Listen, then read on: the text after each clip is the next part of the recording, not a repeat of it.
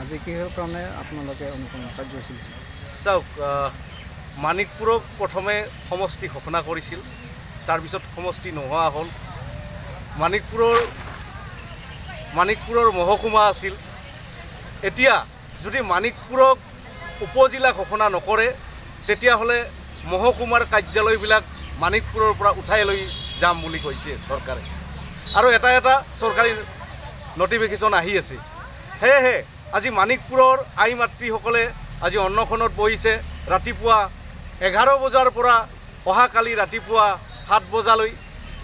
স্বাধীনতা দিৱসৰ প্ৰাক্ষণত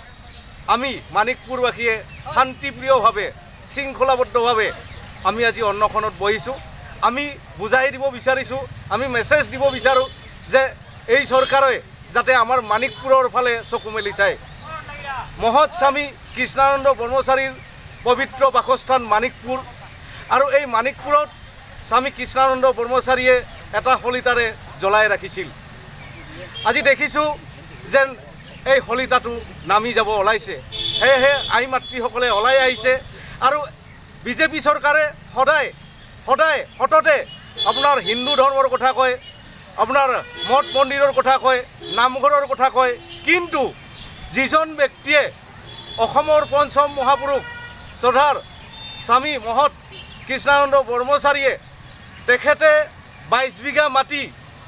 RSSক দি আহিছে আপোনাৰ সজাইত আৰু তাৰ পৰাই আজি শংকৰদেৱ শিশু নিকেতনত মেইন ট্ৰেইনিং চেণ্টাৰটো তাতেই খুলিছে আৰু RSSৰ বিভিন্ন কাৰ্যকলাপ তাতেই কৰে তেনে ক্ষেত্ৰত আজি যিজন মানুহে নিজৰ সৰ্বস্ব এৰি দি RSSক বা হিন্দু ধৰ্মৰ কাৰণে সৰ্বস্ব এৰি দিছে সেইজন মানুহক আজি অন্যায় কৰিব ওলাইছে সেইকাৰণে মানিকপুৰ ৰাইজ ওলাই আহিছে একেমুখে ক'ব বিচাৰিছে যে আমাক উপজিলা লাগিব উপজিলাৰ প্ৰতিটো কাৰ্যালয় মানিকপুৰত দিব লাগিব কাৰণ মানিকপুৰৰ পৰা যদি অভয়াপুৰী বা বঙাইগাঁৱত যাব লগা হয় দূৰত্বৰ কথা আছে অভয়াপুৰী উপজিলা পোৱাটো আমি না নকৰোঁ পাওক আদৰণি জনাইছোঁ একেটা সময়তে আমাৰ মানিকপুৰকো দিয়ক আজি দেখিছোঁ কাশ্মীৰৰ ক্ষেত্ৰত JNK মানে আপোনাৰ গৰমৰ দিনত এটা বেলেগ জায়গাত ক্যাপিটেল হয় আৰু ঠাণ্ডাৰ দিনত বেলেগ এটা জায়গাত ক্যাপিটেল হয়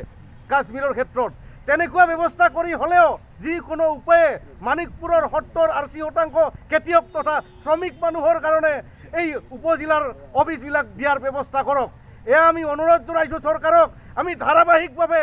ধাৰাবাহিকভাৱে এটাৰ পিছত এটা শৃংখলাবদ্ধভাৱে আমি আন্দোলন কৰি আহিছোঁ সেইকাৰণে আজি আমি স্বাধীনতাৰ প্ৰাক্ষণত আমি ক'বলৈ বিচাৰিছোঁ চৰকাৰক জনাবলৈ বিচাৰিছোঁ মানিকপুৰৰ 70-80-90% কৃষক তথা শ্ৰমিক শ্ৰেণীৰ ৰাইজৰ ফালে চকু মেলি চাওক আৰু শ্ৰদ্ধাৰ আমাৰ অসমৰ পঞ্চম মহাপুৰুষ কৃষ্ণানন্দ ব্ৰহ্মচাৰীৰ ফালে অকণমান চকু দিয়ক আৰু আমাক যেন এই ব্যৱস্থা